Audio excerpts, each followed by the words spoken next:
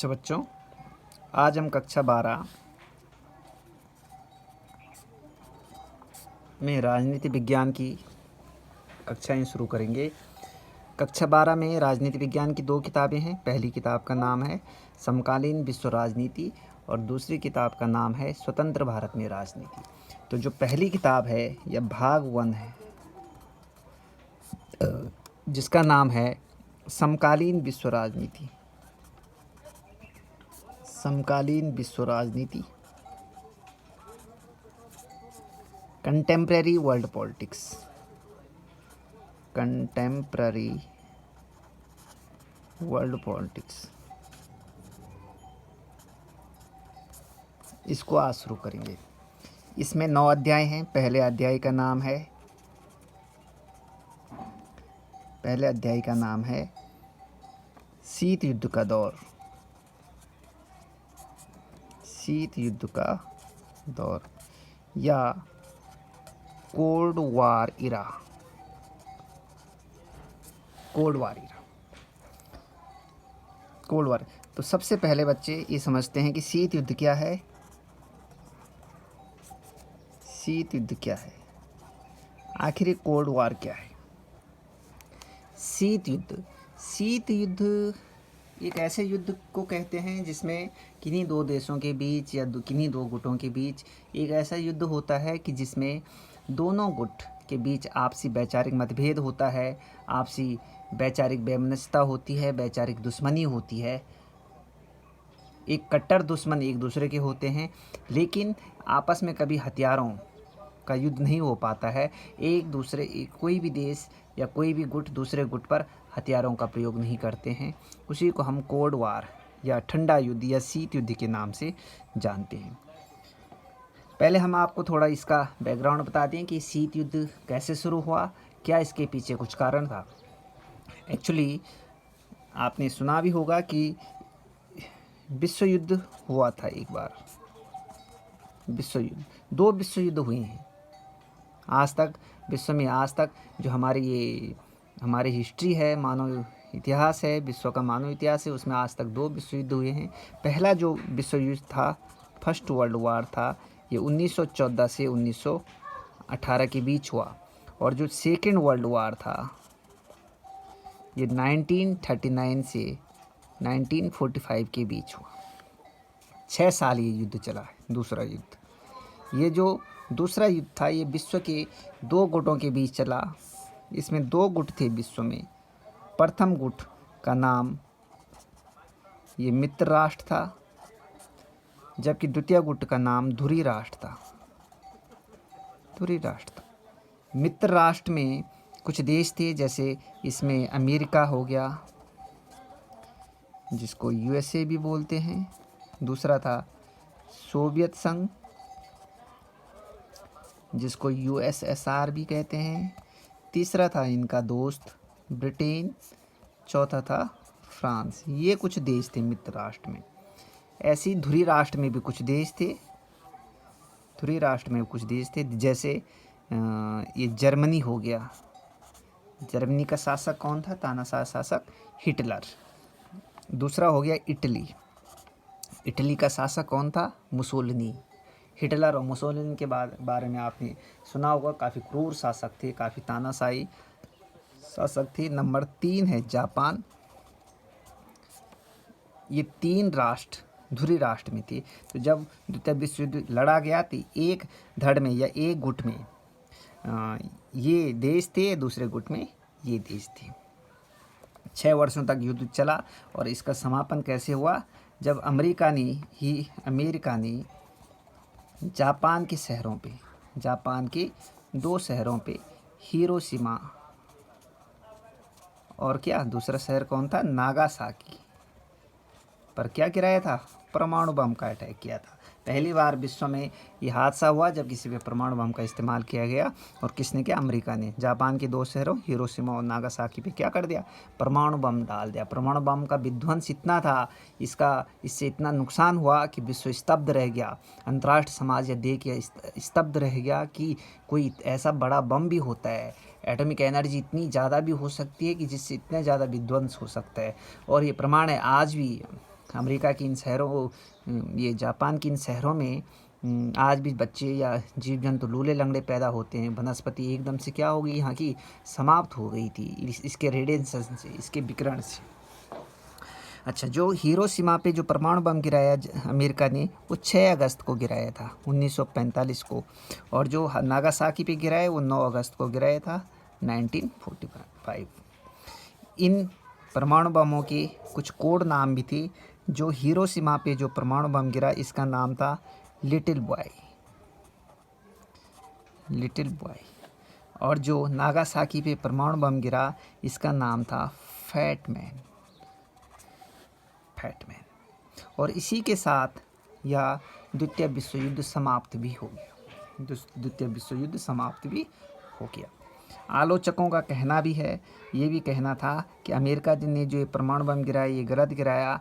वैसे भी जापान युद्ध में घुटने टेकने वाला था, अपनी हार स्वीकार करने वाला था, आत्मसमर्पण करने वाला था, लेकिन इसके बाद भी अमेरिका ने ये परमाणु बम गिराया। वो केवल इसलिए, तो अमेरिका एशिया व अन्य जगह में सोवियत संघ के प्रभाव को सीमित करना चाहता था, सोवियत संघ के प्रभाव को कम करना चाहता था।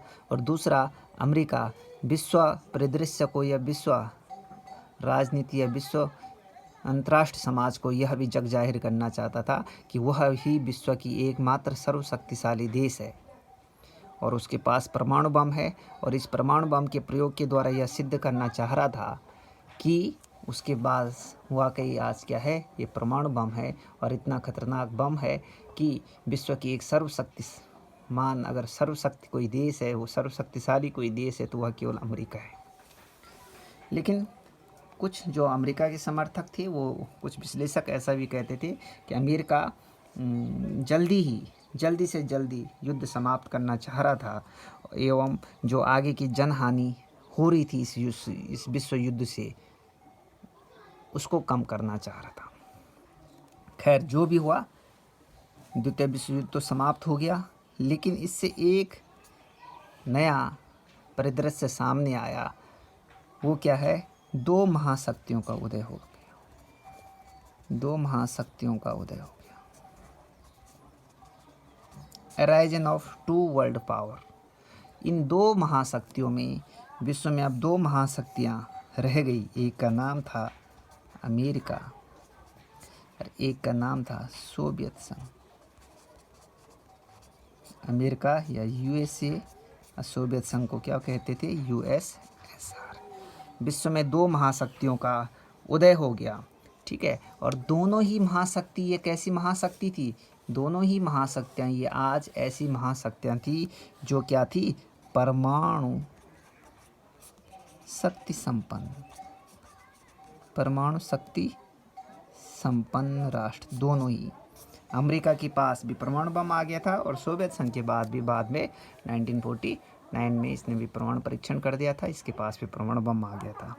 और इस तरह से दोनों महाशक्तियां आपस में वैचारिक मतभेद या एक दूसरे से आगे बढ़ने की, जो एक दूसरे से आगे बढ़ने की एक तमन्ना थी, जो एक होड़ थी, उसने शीत युद्ध को जन्म दिया। शीत युद्ध, अमेरिका और सोवियत संघ दोनों को एक दूसरे के सापेक्ष आगे बढ़ने की होड़ थी। चाहे वो अंतरिक्ष में समझो, या वो हथियारों की होड़ के मामले में समझो, या अपनी आर्थिक शक्ति को मजबूत करने की होड़ के मामले में समझो, या विश्व के विभिन्न देशों को अपने गुटों में शामिल करने की होड़ समझो। हर जगह दोनों महाशक्तियाँ एक दूसरे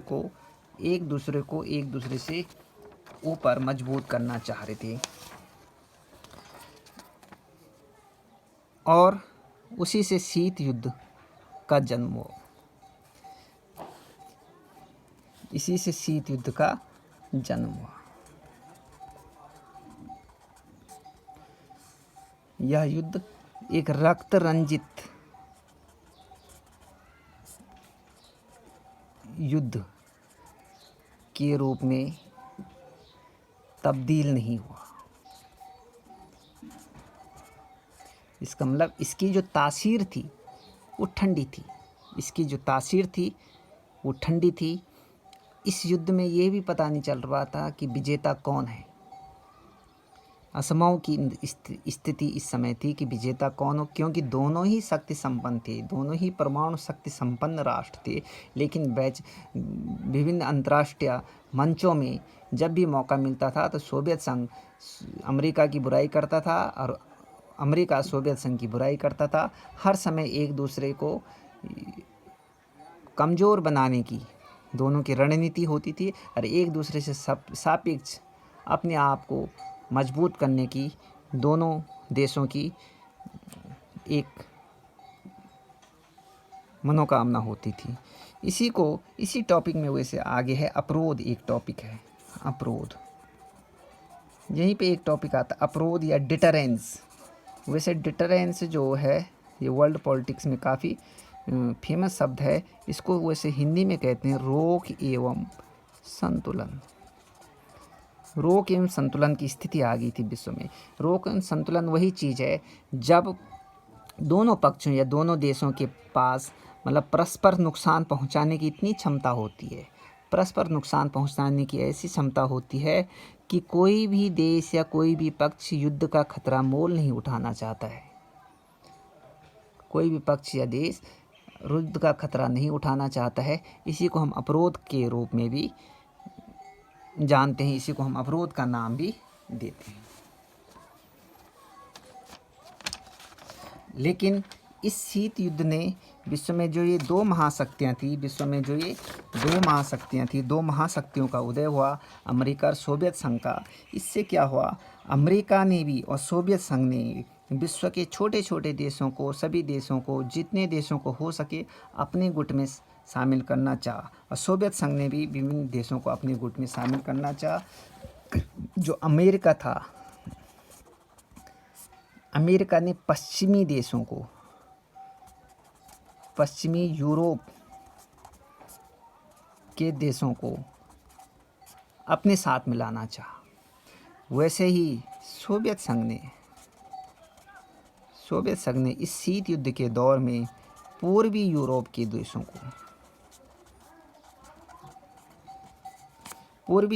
देशों को अपने गुट में मिलाना चाहा। इसलिए अमेरिका की गुट का नाम था पश्चिमी गुट और सोवियत संघ के गुट का नाम था पूर्वी गुट। और अगर आप मैप भी देखोगे तो अमेरिका पश्चिम में है। अगर आपको मैप भी देखना है तो आप देखोगे कि अमेरिका पश्चिम में है।